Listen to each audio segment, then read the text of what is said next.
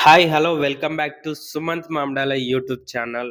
ఇప్పుడైతే మేము ప్రయాగ్‌రాజ్‌లో జరిగే మహాకుంభమేళాకైతే వెళ్తున్నాము. महाकुंभ है महाकुंभ है महाकुंभ है। ఈ వీడియోలో నేను మహాకుంభమేళా చరిత్ర చెప్తాను. అండ్ మా టూర్ వ్లాగ్ మొత్తం చూడండి. మన ఛానల్‌ని ఎవరైనా కొత్తగా చూస్తున్నట్టయితే లైక్ చేసి షేర్ చేయండి. ఈ వీడియోను ఎండ్ వరకైతే చూడండి. మిస్ అవ్వకండి. महाकुंभ है महाकुंभ है महाकुंभ है महाकुंभ है महाकुंभ है महाकुंभ है महाकुंभ है महाकुंभ। మేమైతే మహాకుంభమేళా వెళ్ళడానికి వరంగల్ రైల్వే స్టేషన్‌కైతే వెళ్ళాము. అక్కడి నుండి ప్రయాగ్‌రాజ్ జంక్షన్‌కి టికెట్ తీసుకున్నాము. మమ్మల్నైతే చాలా మంది అన్నారు, "ఎందుకు వెళ్తున్నారు? అవసరమా ఇప్పుడు ఇట్లాంటి సిట్యుయేషన్‌లో చాలామందున్నారు. ట్రైన్‌లలో ఇబ్బంది అవుద్ది." అట్లా చాలా చెప్పారు గానీ, మేము అయినా సరే వినలేదు. ఎందుకంటే జీవితంలో ఒక్కసారే వస్తుంది కదా! 144 సంవత్సరాలకు ఒకసారి వస్తుంది కాబట్టి, ఈ మహాకుంభమేళా ఎట్లైనా వెళ్లి స్నానం చేయాలనేసి మేమైతే వెళ్ళాము. మాకైతే చాలా హ్యాపీగా అనిపిచ్చింది. మాకు ఎట్లాంటి ఇబ్బంది లేకుండా వెళ్ళాము. ట్రైన్‌లోనైతే చాలా ఫ్రీగా కూర్చున్నాము. వీళ్ళంతా మా ఫ్రెండ్స్. అక్కడ ట్రైన్‌లోనే పరిచయమయ్యారు. తెలంగాణ నుండైతే మేము ముగ్గురమే వెళ్ళాము. కరీంనగర్ నుండి. అలాగే అక్కడ వెళ్ళిన తర్వాత ట్రైన్‌లో కర్ణాటక, మధ్యప్రదేశ్, బీహార్ వాళ్ళైతే పరిచయమయ్యారు మాకు. మేమందరం కలిసైతే అక్కడ చాలా ఎంజాయ్ చేశాము. महादेव। अरे अभी उधर बहुत भीड़ होता है, ये स्टेशन है उधर चलो इधर के देता उधर बहुत भीड़ है। మేము వెళ్ళిన ట్రైన్ అయితే 10 అవర్స్ డిలే అయింది. మేమైతే ట్రైన్ దిగేసాము. ఇక్కడ దిగిన వాళ్ళంతా ఈ పైనకెళ్ళైతే వెళ్తున్నారు. చాలా క్రౌడ్ అయిపోయింది ఇక్కడ. महादेव महादेव महादेव महादेव भोले भोले भोले महादेव महादेव महादेव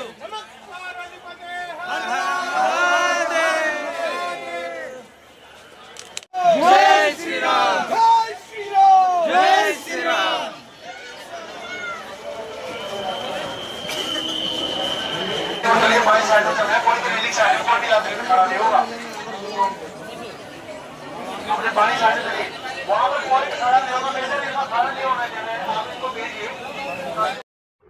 పోలీస్ వాళ్ళైతే ఎక్కడికక్కడ నిలబడి భక్తులను చాలా కంట్రోల్ చేస్తున్నారు. ఎక్కువ రద్దీ ఒకటేసారి రావడం వల్ల కొద్దిగా ఇబ్బందికరమే. కాకపోతే వాళ్ళు చాలా కంట్రోల్ చేస్తున్నారు. అప్పుడు ఎటువంటి ఇబ్బంది లేకుండా జరుగుతుంది. రైల్వే జంక్షన్ నుండి అయితే మేము త్రివేణి సంగమం వైపైతే నడుచుకుంటూ వెళ్ళాము. వెళ్తున్న దారి మధ్యలో ఇక్కడ చాలా ట్రాఫిక్ జామ్ అయింది. వాహనాలు ఎక్కడియక్కడ నిలిచిపోయాయి. దారి మధ్యలో సమోసా చోలనైతే తిన్నాము. తినేసి మళ్ళా ప్రయాణం స్టార్ట్ చేశాము. మా ఫ్రెండ్స్ అయితే చాలా జోష్ మీద ఉన్నారు. అక్కడున్న పబ్లిక్‌ని చూసి చాలా జోష్ అనిపిచ్చి మస్తు ఎంజాయ్ చేశారు. క్రౌడ్ వస్తూనే ఉంది ఇంకా. మేమైతే ఒక సైడ్‌కి ఆగి నిలబడ్డాము. నడిచి నడిచి కాళ్ళు వస్తున్నాయిరా మామ అంటే సైడ్‌కి ఆగి అట్లా కొన్ని వాటర్ తాగి కూర్చున్నాం. ఇక్కడి నుండి అయితే మేము త్రివేణి సంగమానికైతే చాలా దగ్గరలో ఉన్నాము. పోలీస్ వాళ్ళైతే ముందు జాగ్రత్త కొద్దీ ఇక్కడనే వెహికల్స్ అన్నీ ఆపేశారు. ఇక్కడ ఒక బెటాలియన్ అయితే ఉంది. ఎలాంటి వెహికల్స్ లోపలికి రాకుండా చూసుకుంటున్నారు. ఇక్కడనైతే ఆపేసి సైడ్‌కి పార్కింగ్ పెట్టిస్తున్నారు. ఇంకా నడుస్తూనే ఉన్నాము. త్రివేణి సంగమం అయితే ఇంకా రావట్లేదు అంటున్నారు మా ఫ్రెండ్స్ అయితే. ఇంకెంతసేపు మామ, ఇంకెంత దూరం నడవాలి, ఇంకా వస్తలేదని ఎదురు చూస్తున్నారు. చూస్తూ ఉండగానే వచ్చేసింది త్రివేణి సంగమం. ఇక్కడనైతే చాలా క్రౌడ్ ఉంది. ఇంకా అవతల సైడ్ కూడా మనకు చాలా పబ్లిక్ కనబడుతున్నారు. ఇంకా అవతల సైడ్ ఇంకెంత క్రౌడ్ ఉందో తెలియదు మనకి. మొత్తానికైతే బయట నుంచెళ్ళైతే వ్యూ అయితే చూసాము. క్రౌడ్ వ్యూ చూసి అయితే మేము స్నానం చేయడానికైతే వెళ్తున్నాము. ఈ వీడియోలో నేను మహాకుంభమేళా హిస్టరీ చెప్తాను. ప్రతి ఒక్కరు ఈ వీడియోను తప్పకుండా పూర్తిగా చూడండి. పూర్తిగా చూసి మహాకుంభమేళా చరిత్ర ఏంటో తెలుసుకోండి. ప్రపంచంలోనే అతిపెద్ద మతపరమైన పండుగగా పేరు పొందిన మహాకుంభమేళా 2025లో ప్రయాగ్‌రాజ్ వేదికగా జరుగుతుంది. ఈ మహాకుంభమేళా జనవరి 13న ప్రారంభమయ్యి మొత్తం 45 రోజుల పాటు కొనసాగుతుంది. ఫిబ్రవరి 26న మహాశివరాత్రి రోజున రాజస్నానంతో ఈ పండుగ ముగుస్తుంది. ఈ సార్వజనీన ఉత్సవం సనాతన ధర్మానికి అంతర్జాతీయ గుర్తింపును తీసుకువచ్చేలా నిలుస్తుంది. ప్రయాగరాజ్లోని త్రివేణి సంగమంలో జనవరి 13న పుష్య పౌర్ణమి రోజున మొదటి రాజస్నానం జరుగుతుంది.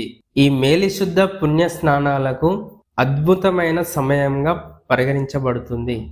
హిందూ పురాణాల ప్రకారం మహాకుంభ స్నానం మానవ జీవితానికి మోక్షాన్ని అందించగలదు. ప్రతి కుంభమేళా మహాశివరాత్రి రోజున ముగియడం సాంప్రదాయంగా వస్తుంది.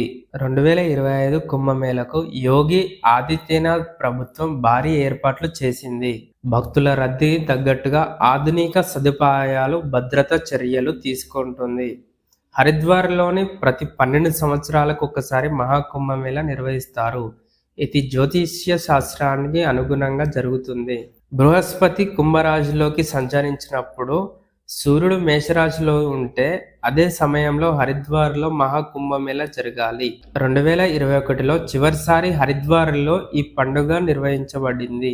ఇకపై మళ్ళీ 2033లో హరిద్వార్ మహాకుంభమేళా జరిగే అవకాశం ఉంది. హిందూ పురాణాల ప్రకారం దేవతలు మరియు రాక్షసులు కలిసి సాగర మథనం నిర్వహించారు. ఈ మథనం వల్ల అమృతం కలిగిన భాండం ఉద్భవించింది. దేవతలు, రాక్షసులు ఆ భాండం కోసం యుద్ధం చేయగా అందులో అమృతపు చుక్కలు 12 ప్రదేశాలలో చేరాయి. అందులో 8 స్వర్గంలో పడి 4 భూమిపైకి పడ్డాయి.